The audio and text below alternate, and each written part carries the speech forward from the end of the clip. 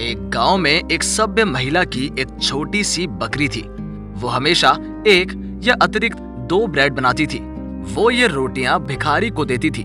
रोज एक बूढ़ा भिखारी आता है और एक रोटी लेता है। धन्यवाद देने के बजाय भिखारी हर समय बड़बड़ाता रहता था। तुम जो बुरे काम करते हो वो तुम्हारे साथ है और तुम जो अच्छे काम करते हो वो तुम्हारे पास वापस आ जाता है। ये हफ्तों तक चलता है।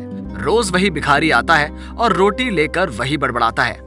तुम जो बुरे काम करते हो वो तुम्हारे साथ हैं और जो भले काम करते हो वो तुम्हारे पास वापस आ जाएंगे। वो औरत रोज एक ही बात सुनकर नाराज हो जाती थी। भिखारी ने कभी आभार व्यक्त नहीं किया, एक भी धन्यवाद नहीं दिया।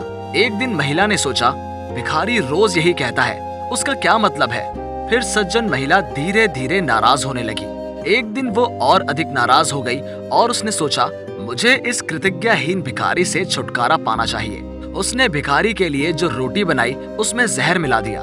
उसने भिखारी को दूर से आते देखा।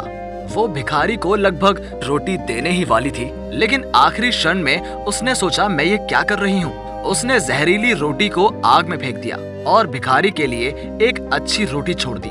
हमेशा की तरह भिखारी आता है, रोटी उठाता है और वही बात बड़बड़ाता है, आप जो बुरे काम करते हो वो आपके साथ है और जो अच्छे काम आप करते हैं वो आपके पास वापस आते हैं। विनम्र महिला फिर से नाराज हो जाती है। उसने सोचा, भिखारी ने फिर से मुझे धन्यवाद नहीं दिया, उसे जहरीली रोटी दे देती तो अच्छा होता। उसी शाम महिला ने अपने दरवाजे पर दस्तक सुनी। उसने दरवाजा खोला तो देखा कि उसका बेटा खड़ा है। उसका बेटा सालों से लापता था। वो पतला लग रहा था, उसके कपड़े फटे और गंदे थे। उसके बेटे ने कहा, माँ, मुझे आखिरकार घर का रास्ता मिल गया। मैं घर से केवल 2 मील दूर था। मैं इस तरफ आ रहा था लेकिन भारी भूख के कारण हिल तक नहीं पा रहा था। एक चमत्कार ने मुझे मौत से बचा लिया।